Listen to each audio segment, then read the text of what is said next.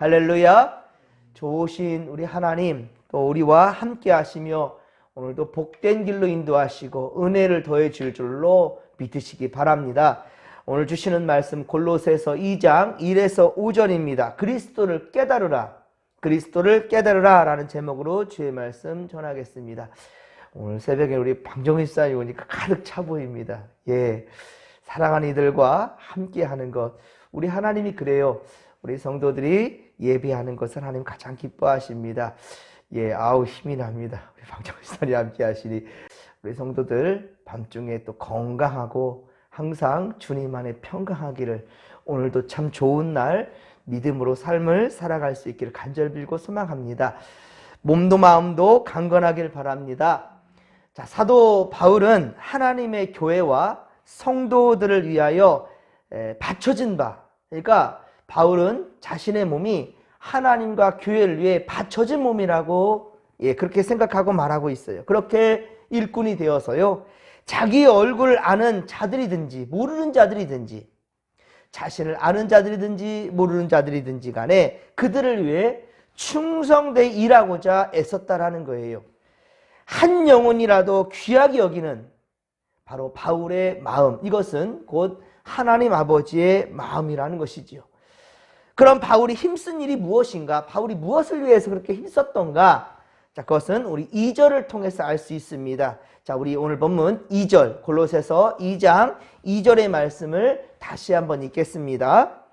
이는 그들로 마음의 위안을 받고 사랑 안에서 연합하여 확실한 이해의 모든 풍성함과 하나님의 비밀인 그리스도를 깨닫게 하려 함이니 그 안에는 지혜와 지식의 모든 보화가 감추어져 있느니라. 아멘.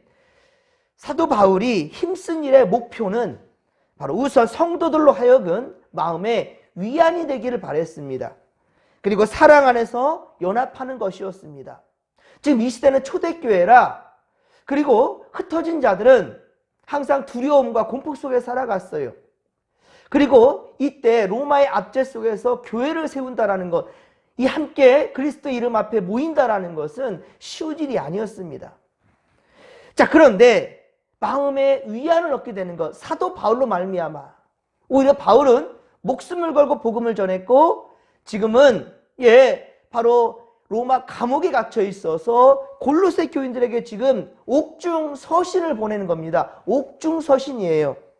그러니 나로 말미암아 위안을 받으라는 거죠. 그리고 사랑 안에 연합하라.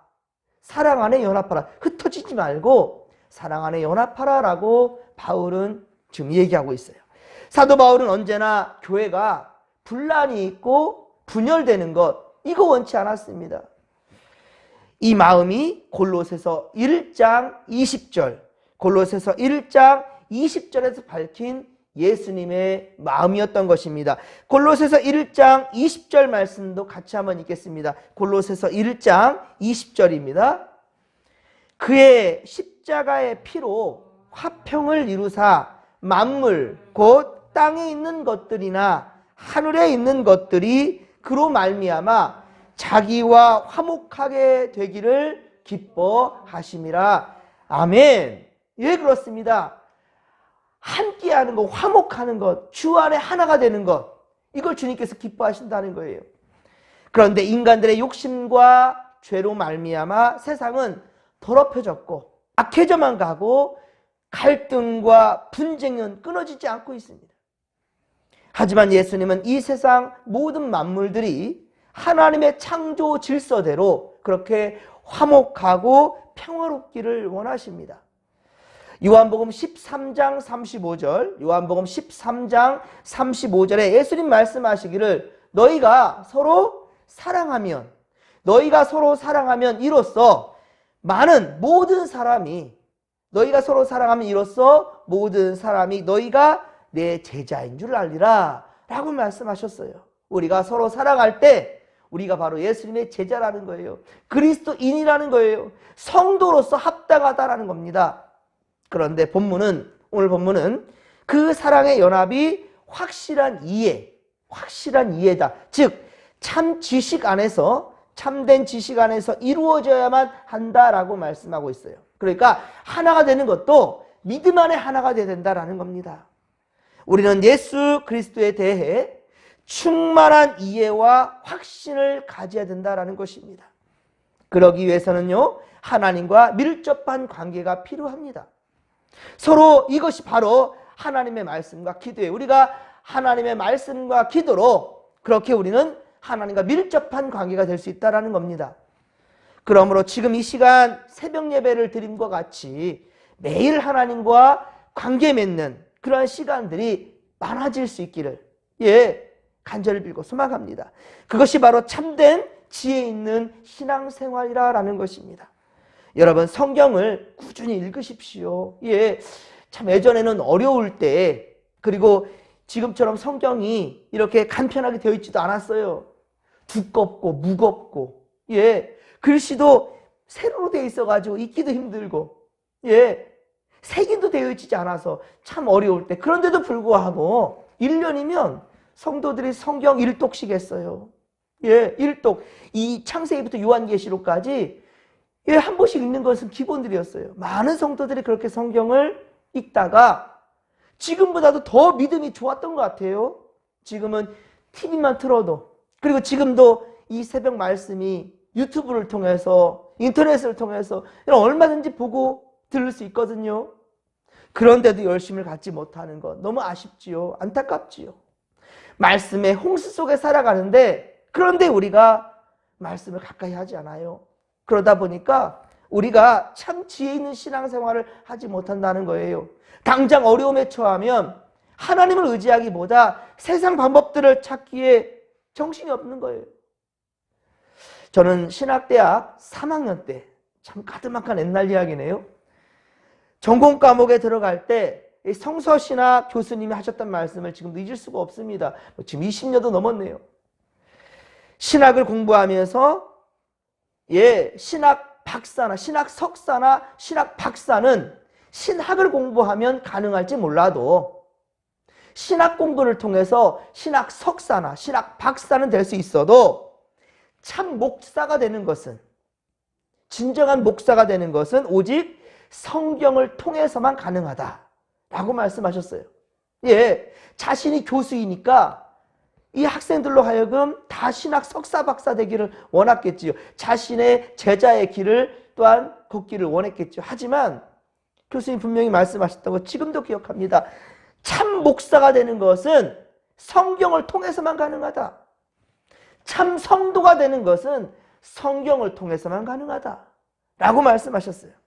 그래서 신학 서적을 접할 때는 신학자 가라사대, 신학 서적을 통해서는 신학자 가라사대, 신앙 서적을 통해서는 신앙 서적, 우리 신학 서적들 많잖아요. 신학 서적을 통해서는 저자 가라사대.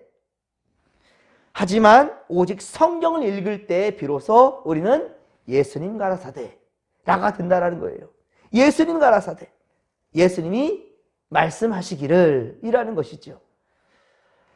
물론 하나님은 그 신학자나 혹은 신학 서적을 통해서 하나님 말씀하십니다. 하나님 말씀하셔요. 하지만 성경보다 앞설 수는 없다라는 거예요. 어떤 이들은 성경은 읽지도 않는데 신학 서적들을 그렇게 찾아 읽는 사람도 있어요. 성경은 읽지 않으면서 TV에서 나오는 설교 말씀 듣기는 참 좋아하는 사람들이 있어요. 물론 설교 말씀 중요합니다. 하지만 성경 한 장 읽지 않으면서 어떤 유명한 목사님의 말씀을 듣는다라는 것, 이것은 우선순위를 잊어버리는 거예요. 성경을 바탕으로 하여금 주의 말씀을 듣는 겁니다. 설교 말씀도 듣는 겁니다. 먼저는 성경이 선행되어야 된다는 것입니다. 몸이 불편하고 힘들어도 말씀이 잘 이해가 되지 않고 잘 들리지 않는다 한다 할지라도 하나님의 집에서 예배한다는 것, 이것은 결코 다른 일에 또한 빼앗겨서는 안 된다는 것입니다. 말씀과 기도, 이것이 또한 모든 성도들과 함께 공유될 수 있는 것, 그 장이 어디냐? 바로 또한 교회입니다. 그래서 교회에서 우리 함께 말씀 보고 기도하고 찬양하고 그리고 함께 음식을 나눠 먹는 것, 이것만으로도 하나님 얼마나 기뻐하는지 몰라요. 믿음 안에 하나가 되는 것입니다. 결코 우리가 하나님 옆에 있는, 그리고 함께 믿음의 동지들과 함께 신앙생활하는 이것을 차선으로 밀어서는 안 된다라는 것입니다. 성령의 충만한 그 공기 가운데 있기만 해도 행복이요 하나님의 또한 기쁨이 된다는 사실을 기억하시기 바랍니다. 물론 살다 보면 때로 직장이나 또 건강 문제로 예배를 드리지 못하는 상황, 그리고 성경을 보고 싶어도 볼 수 없는 상황에 이를 수도 있습니다. 그러나 그것을 당연하게 여기서는 안 된다는 거예요. 그것을 당연하게, 내가 지금 몸이 아프니까, 직장이 바쁘니까, 상황이 안 되니까 내가 예배를 드리지 못하는 거야, 교회 가지 못하는 거야 라고 생각하는 것, 당연하게 여기서는 안 된다라는 거예요. 예. 그리고 가능한 최선을 다해 예배자를 지켜주시기를 부탁드립니다. 그것이 과연 하나님의 기뻐하시는 거예요. 어머니가 아프시다 해서 급히 또 이제 고향을 다녀왔는데, 우리 아버지 혼자 또 이제 식사를 해 먹으려니까 참 힘들어요. 벌써 여러 날 이제 어머니가 병원에 계시니까, 내년이면 90이에요, 아버지가. 저희 아버지가. 내년이면 90이신데, 혼자 이제 음식도 챙겨 먹어야 되고, 그리고 지금 이 연세에도 초등학교에 가서 아이들 도서, 책을 빌려주는 일을 하시거든요. 예. 바코드도 찍고 컴퓨터 입력도 하고 이런 일을 해요. 그 연세에. 참 너무 감사한데요. 하지만 많이 외로우시니까 화도 나고, 자녀들이 다 멀리 사니까 아프다 해도 금방 와보는 자녀가 없고, 그래서 저희 아내랑 저랑 또 이제 우리 아내가 맛있는 것도 많이 해가고 그랬지만은 그 음식이 중요한 게 아니에요. 아버지는 손주들을 보고 자식 새끼들을 보니까 그것만으로도 너무 행복해 하시는 거예요. 예. 그러면 다시 한번 생각해요. 그렇습니다. 우리 하나님은요, 하나님 앞에 믿음으로 나아가는 것, 성도가 하나님을 예배하는 것, 하나님 기뻐하시는 것이 바로 그거라는 거죠. 그래서 우리 진목교회는 경기도권에 있기 때문에 시골에 있는 자녀들은 다 서울로 올라오거든요. 서울, 경기도권으로 다 올라와요. 예. 그러다 보니까 우리 그래도 성도님들 볼 때 자녀들이 다 그래도 가까이 30분이나 1시간 가까이 다 있기 때문에, 저희 4시간을 가야 돼요. 4시간. 참 이런 것을 보면은 너무 안타까운데요. 이 영상을 듣는 자녀들은 더욱더 최선을 다해, 예, 기회가 주어졌으니 더욱 부모님들과 또 형제 자매들과 더 가까이, 더 자주 할 수 있는 그러한 믿음의 거속들 되기를 간절히 빌고 소망합니다. 이스라엘 백성들도 6월절이면 자진하여 그렇게 예루살렘으로 향했어요. 다니엘은 항상 예루살렘을 향해서 하루 3번 창을 열고, 예, 그렇게 기도하였습니다. 예루살렘과 저기 바벨론은 1440km가 떠져 있어요. 1440km. 상당히 멀지요. 보이지도 않습니다. 그런데도 다니엘은 예루살렘을 향해서 창문을 열고, 예루살렘을 향해 창문을 열고 하루 3번 정한 기도를 하였다는 거예요. 얼마나 예루살렘에 가고 싶었으면. 예. 그런 마음, 이것이 곧 하나님 마음을 움직이는 거죠. 하나님 계신 성전, 우리 사랑하는 성도들도 항상 교회를 사랑하시고 위하는 믿음의 권속들을 되기를 간절히 빌고 소망합니다. 사랑하는 성도 여러분, 오늘도 우리도 교회 중심적인 신앙생활을 하는 것, 이것이 바로 하나님이 원하신다는 거예요. 결코 예배 시간을 소홀히 여기지 마시고 항상 우선순위에 두시기를 바랍니다. 이것이 바로 우리에게 복된 일이라는 사실을 믿으시기 바랍니다. 그래서 저는 성도님들을 위해서 설교 말씀을 준비할 때면 가장 많은 시간을 할애하는 것은요, 직접 말씀을 쓰는 그 시간보다도 말씀을 묵상하는 시간을 상당히 오래 갖습니다. 예. 그리고 그 말씀을 읽고 주시는 메시지가 있거든요. 그것을 일단은 정리합니다. 그리고 그 말씀에 맞는 또 구약 성서와 또 신약 성경, 예, 이 가운데 담겨있는 말씀들을 또 찾아보고 묵상하고 기도하고 이러다 보면 그냥 하루가 가버려요. 매우 중요한 시간이에요. 성경을 읽고 말씀을 묵상하는 시간, 그리고 하나님과 소통하는 기도의 시간, 이것이 매우 중요합니다. 이러한 과정이 선행되지 아니하고 그저 성경 말씀을 설교를 준비하는 이렇게 간다 한다면 자칫 내 의지, 내가 하고 싶은 말들만 하게 되는 거예요. 절기에 따라 하나님이 주시는 말씀들, 상황에 따라 하나님이 주시는 전폭적인 말씀보다는 내 의지가 강해지는 거예요. 이건 올바른 말씀이 될 수 없다라는 거예요. 성령께서 다이렉트로 주실 때가 있어요. 성령께서 주시는 그 음성이 중요하다는 거예요. 부탁드리건대 여러분들도 항상 하나님 앞에 설 때에 말씀과 기도에 최선을 다할 수 있기를 바랍니다. 아무리 훌륭한 종교 서적도 성경만 못합니다. 성경만 못해요. 성경을 읽다 보면 성경에서 답을 찾게 되는 경우가 많다는 거예요. 여러분들도 말씀을 사모하시고 예배에 임한다 한다면 이 목사가 전하는, 목사님의 전하는 모든 말씀은 신기하리만큼 목사님 내 상황을 어떻게 알았지? 어떻게 나에게 꼭 맞는 말씀을 주시지? 왜 목사님 나 생각하고 일부러 찔리라는 말씀을 주셨구나. 이렇게 느낄 정도로 참 신기하리만큼 내게 딱 맞는 말씀을 주실 때가 있다는 말입니다. 그래서 히브리서 4장 12절에 기록되었듯이 하나님의 말씀은 살아있고 활력이 있어 좌우의 날선 어떤 검보다 예리하다고. 그래서 혼과 영과 관절과 골수를 찔러 쪼개기까지 한다. 마음의 생각과 뜻을 판단하게 한다라고 그렇게 말씀하고 있습니다. 우리의 마음과 생각을 지키시는 분, 바로 그분이 곧 하나님의 귀한 생명의 말씀. 자, 그 말씀을 바로 우리에게 주셨고 성령으로 말미암아 깨닫게 하신다는 거예요. 바로 오늘도 우리의 삶의 모든 현장 가운데 하나님께서 우리에게 갖가지 은사를 주셨어요. 하지만 결코 성경을 앞서거나 외면한 상태, 그때에서는 주시지 않는다는 겁니다. 교회 중심적, 성경 중심적, 목회적 은사가 아니라면 하나님 주신 것이 아니라는 거예요. 자, 그러니 항상 하나님 말씀과 기도 위에 하나님 주신 달란트를 분별하여 사용할 줄 아는 믿음의 거석들이 다 되기를 간절히 빌고 소망합니다. 베드로후서 1장 20절, 베드로후서 1장 20절에도 성경의 모든 예언은 사사로이 풀지 말라라고 말씀하고 있습니다. 성경의 예언을 사사로이 풀지 말라. 그래서 저 같은 목사를 주신 거예요.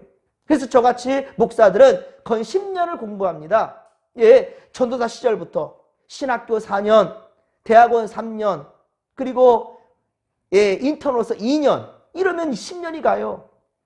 그 과정을 거치고 그 다음에 전도사 과정, 부목사 과정, 담임 목사까지 그 수많은 세월 가운데 말씀을 공부하고 하나님과 영적인 교통, 그 관계를 만들어가고 그리고서야 성도들에게 서게 되는 거죠. 이러한 질서 가운데 있을 때 비로소 우리는 3절의 말씀처럼, 오늘 보면 3절의 말씀처럼 그 안에서 우리는 비밀인 그리스도를 깨닫게 된다라는 거예요. 비밀인 그리스도를 깨닫게 된다. 그리고 감추어진 보화인 지혜와 지식을 캐내어 갖게 되는 것입니다.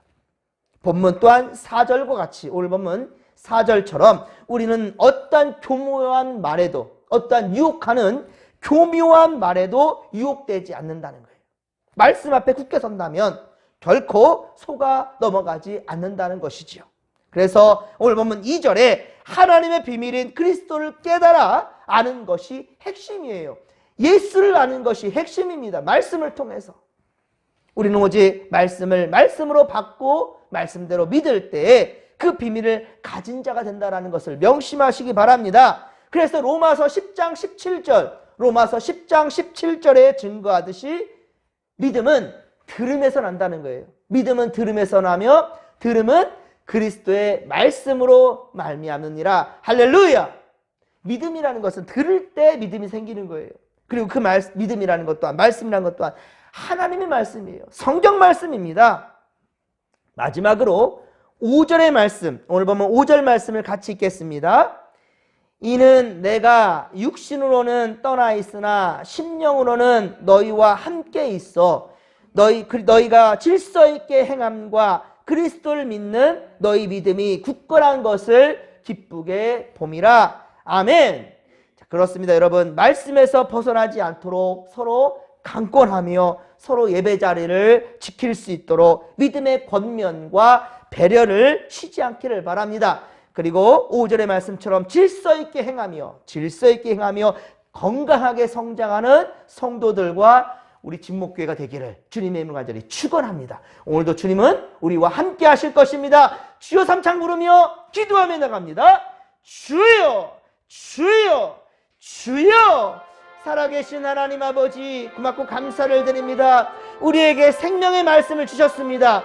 아버지요, 이 말씀을, 하나님의 말씀을 받들며 생명의 말씀을 받들며 말씀 안에 거하며 오늘도 삶 가운데 지치지 아니하고 흔들리지 아니하며 정도의 길로만 나아갈 수 있도록 역사하여 주옵소서. 함께하여 주옵소서.